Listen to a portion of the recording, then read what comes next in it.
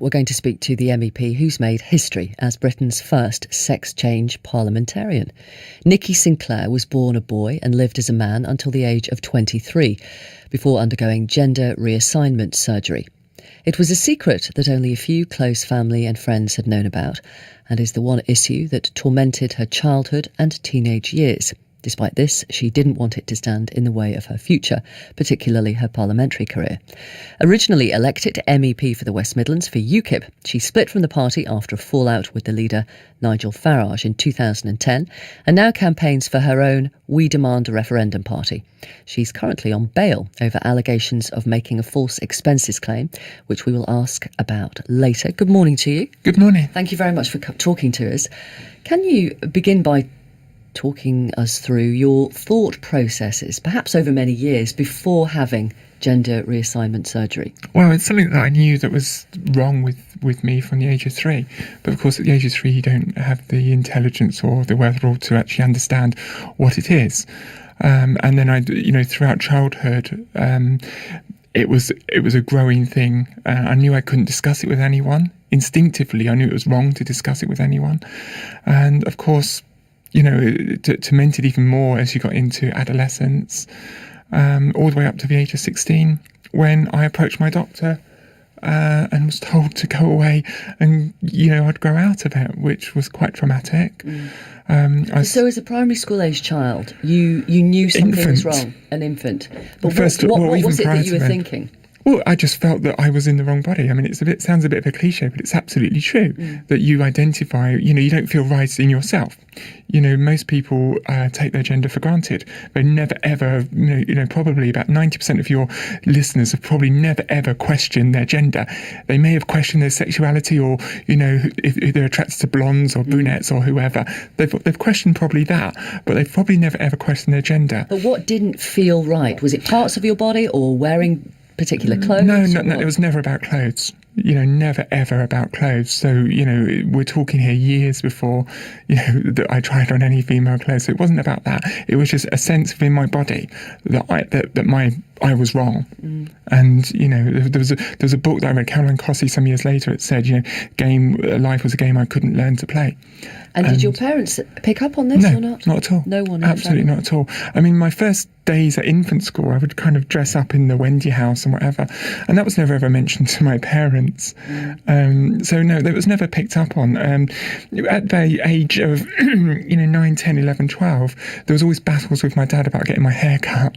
And I've got naturally very curly hair. So when it got long, sometimes I was mistaken for a girl, which my dad was absolutely furious about, and I would immediately get a short back and sides. So that was the ongoing battles with my dad throughout my young life. Were you unhappy?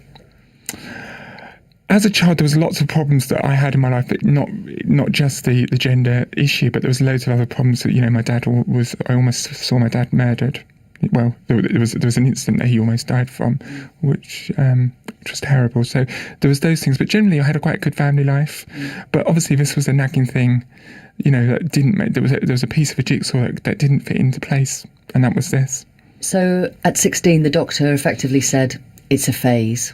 Yeah, absolutely. You left presumably that day feeling pretty devastated. What were you thinking you would do? I didn't know.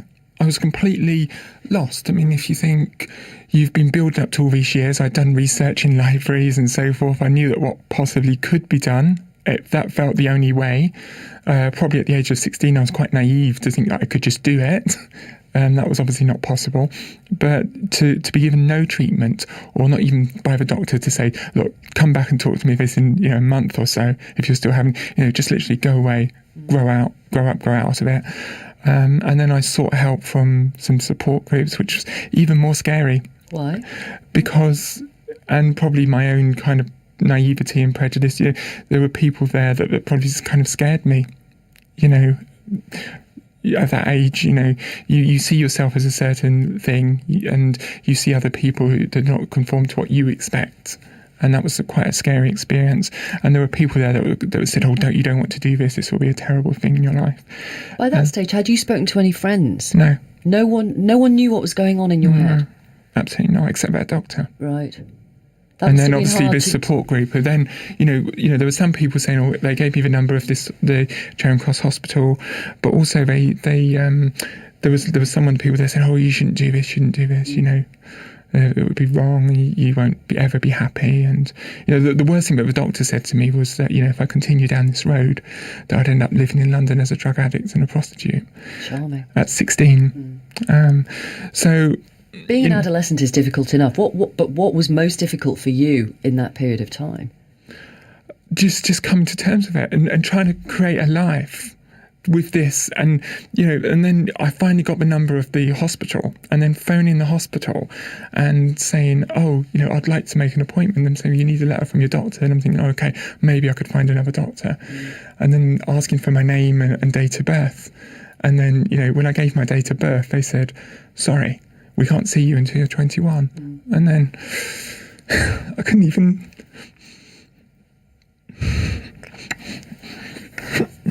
I couldn't even put down the phone box. I couldn't even say goodbye to the woman.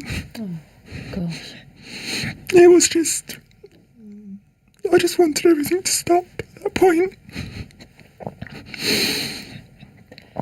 Please don't be upset. I know it's really hard, but it's... when you got to your 20s, you knew that you could have surgery. Well, I knew by the age of 16 that I could, but, being told that at the age of 20... at the age of 21. And then at the age of 21, I got the appointment.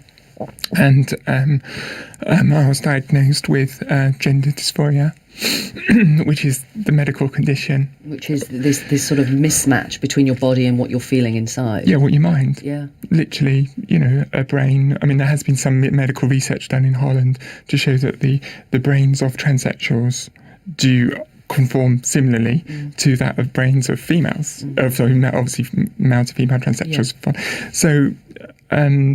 So I was diagnosed with this medical condition, which is not understood. Most people, think this is an extension of sexuality, and it's completely not. Because why would you want to do this? Why would you choose? The worst person in the world I wouldn't wish this on, because it's a whole... It just turns your life upside down. And obviously your family and everything else gets implicated by it. Once you were diagnosed, does that make it somehow easier? Is perhaps not the right word, but no, it does make it easier, because it's not me. It's not me then, is it? It's someone else who knows what they're talking about. Yeah, someone who's been practicing in this field and various other fields for a long time, and who says, yes, you are. You do suffer from gender dysphoria. And so surgery is clearly the next logical step. Absolutely. It's obviously a process. It's not something they do then next week. Like any others, they've got to make sure it's the right thing. And there's a whole course treatment. There's something called the Harry Benjamin Standards of Care, which is a process to guide you through. And it's not an easy process. I'll ask you about that in a moment, if I may. Okay. Nikki Sinclaire MEP is with us. 17 minutes past 10 with us this morning. Nikki Sinclaire MEP, who was born a boy and lived as a man until the age of 23 before having gender reassignment surgery. And Nikki Sinclaire was just explaining to us that once she was diagnosed with gender dysphoria, that made things easier. The next stage then is to have surgery. And as you said, you don't have surgery the next day. There is a process. Can you tell us a little bit about what happens in between being diagnosed and surgery? There's obviously your prescribed hormones, which drastically, I call it in the book, my autobiography, Never Give Up, that I say it could cause chemical warfare in my body. I was very fit and an active person, and it left me bedridden. It completely knocked me sideways. And then you have hormone treatment, and then you have to do this kind of what's called the real life test, which is kind of that you got to show that you can adapt to living as a female in society. What do you have to do in practical terms? Right. Get a job, live, basically support yourself. And I did that with the help of some people, some friends, and yes, and then, the day came and I was scheduled for surgery. How did friends react generally? Well, what I actually did, to be honest, I just kind of cut myself away and started a new life. Did you? Yeah. just totally began a new life. Why did you make that decision? I just felt that I wanted to. I burnt loads of photographs and everything. I just really wanted to forget. I mean, obviously, family was still there. I didn't, there was a little bit of an estrangement from the family, but not for a great deal of time.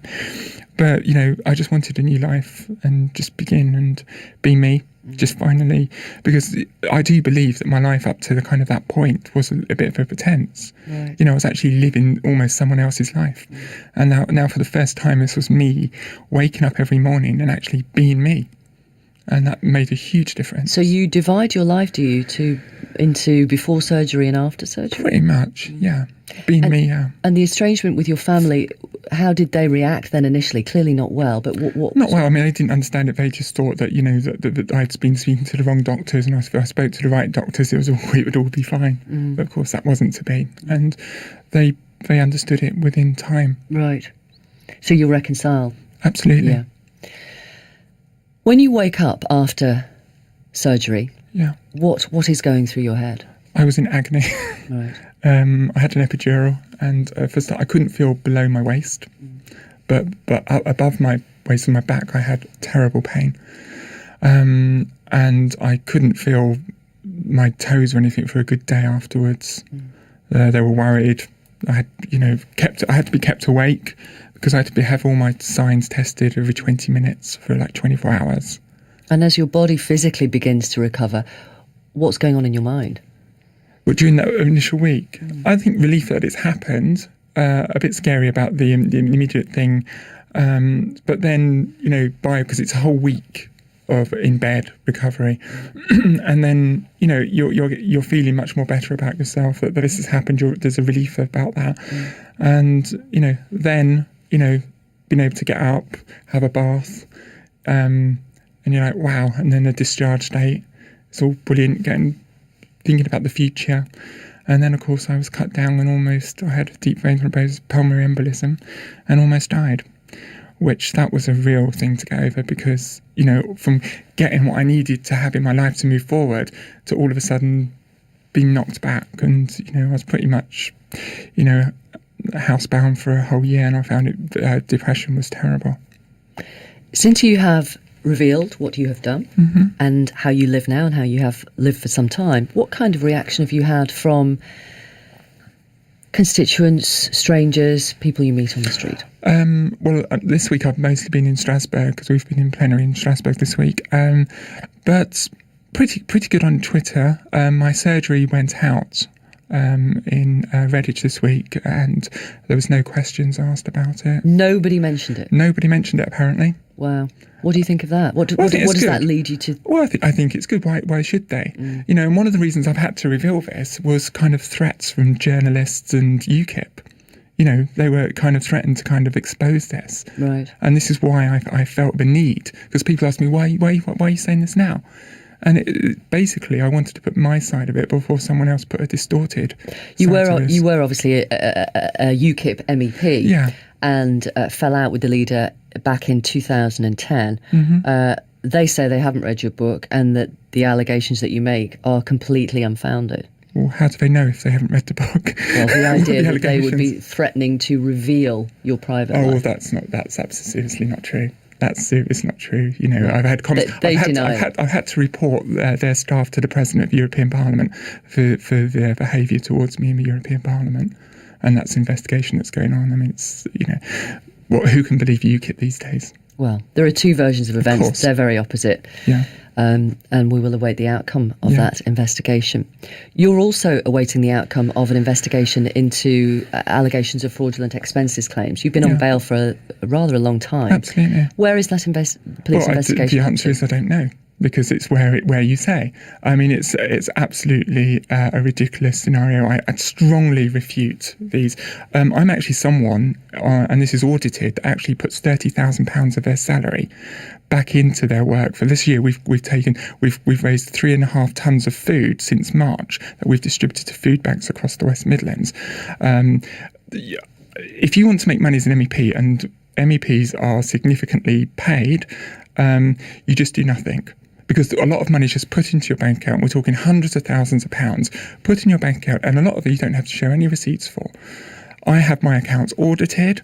They've been successfully audited since I've been MEP every year, and it shows I actually pay to do my work. I actually put money back in. So the suggestion that I am filling expenses, I make it clear in the book, which people can read for themselves at juniuspress.org, that they can read this, and it shows my explanation about what happened. It was a disgruntled member of staff who was up to no good in my office, who I reported this situation to the police long before the arrest.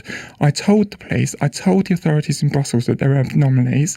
The OLAF, which is the investigating body, said there was no case for me to answer. But the West Midlands Police seem to be doing something on this, irrelevant, even though the Brussels authorities say there's no case to answer. And I don't know why it is. This person who I reported to for theft to West Midlands Police, there was itemised phone bills stolen from my office.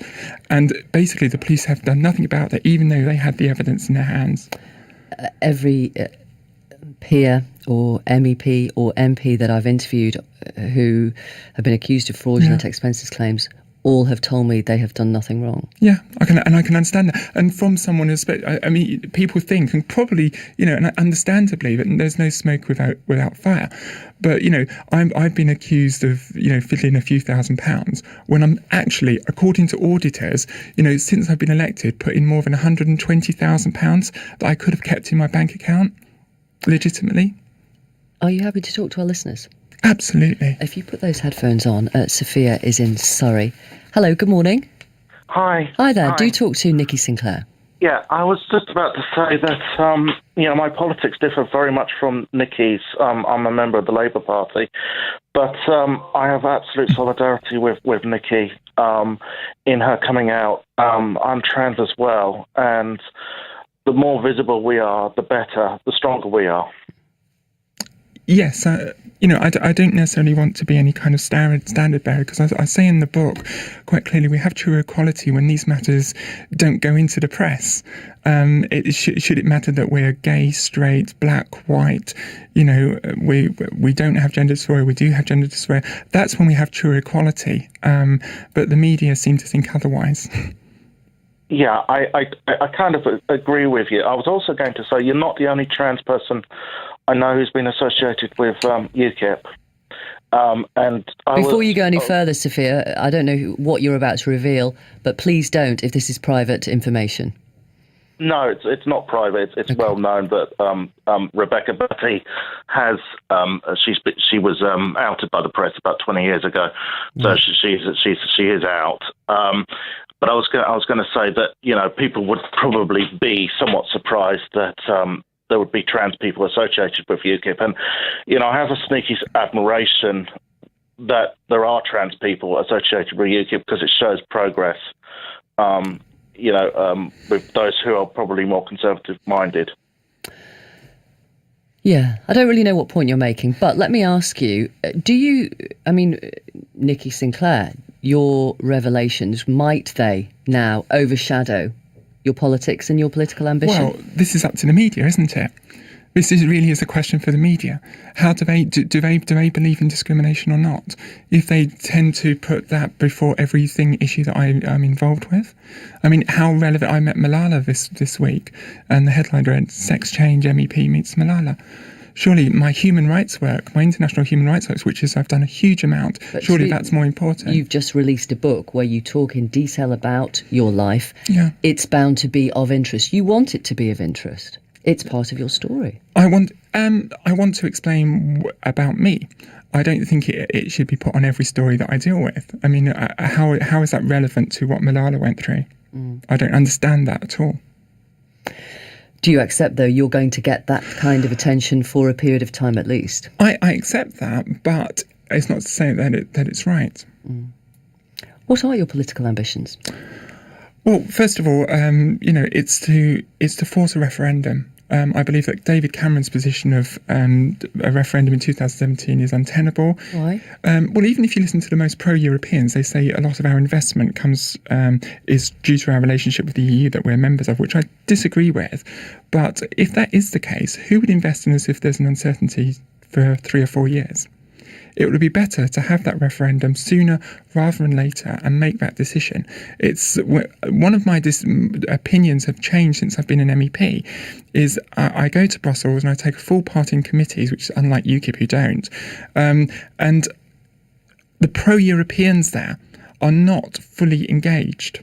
Because they can't, because they've got one eye over their shoulder at the electorate. I think if we had a referendum, and I would be voting to leave the EU because I think that's the right thing, but if we voted to stay in, I think our politicians could do a better job for us in Brussels.